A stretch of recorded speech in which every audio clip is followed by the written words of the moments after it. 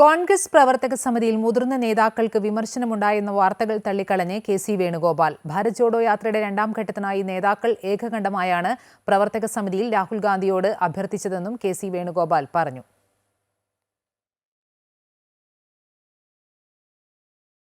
ഡൽഹിയിൽ ചേർന്ന കോൺഗ്രസ് പ്രവർത്തക സമിതിയിൽ രാഹുൽ ഗാന്ധിയുടെ നേതൃത്വത്തിലുള്ള ഭാരത് ജോഡോ യാത്രയുടെ രണ്ടാം ഘട്ടത്തെയും ഒരു വിഭാഗം നേതാക്കൾ എതിർത്തുവെന്ന് റിപ്പോർട്ടുകളുണ്ടായിരുന്നു.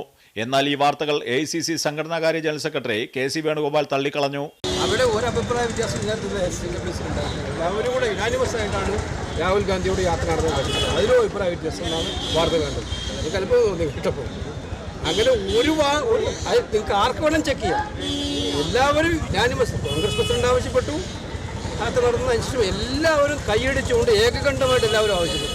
ഒരു എതിർ ശബ്ദം പോലും ഉണ്ടായിട്ടില്ല. യാഥാർത്ഥ്യമാണ്. പ്രവർത്തക സമിതിയിൽ തെരഞ്ഞെടുപ്പ് പരാജയത്തിൽ സംസ്ഥാന നേതൃത്വത്തെ പഴിച്ച് രാഹുൽ ഗാന്ധി രംഗത്ത് വന്നതായും മധ്യപ്രദേശ്, രാജസ്ഥാൻ, ഛത്തീസ്ഗഡ് തോൽവിയിലാണ് വിമർശനമുണ്ടായതെന്നുമായിരുന്നു റിപ്പോർട്ടുകൾ. ഹൈക്കമാൻഡിനെ PCCകൾ തെറ്റിദ്ധരിപ്പിച്ചു എന്നതടക്കം വിമർശനങ്ങൾ ഉയർന്നിരുന്നു എന്ന റിപ്പോർട്ടുകളെയാണ് കെ.സി. വേണുഗോപാൽ തള്ളിക്കളഞ്ഞത്. അമൃത ന്യൂസ്, ന്യൂഡൽഹി.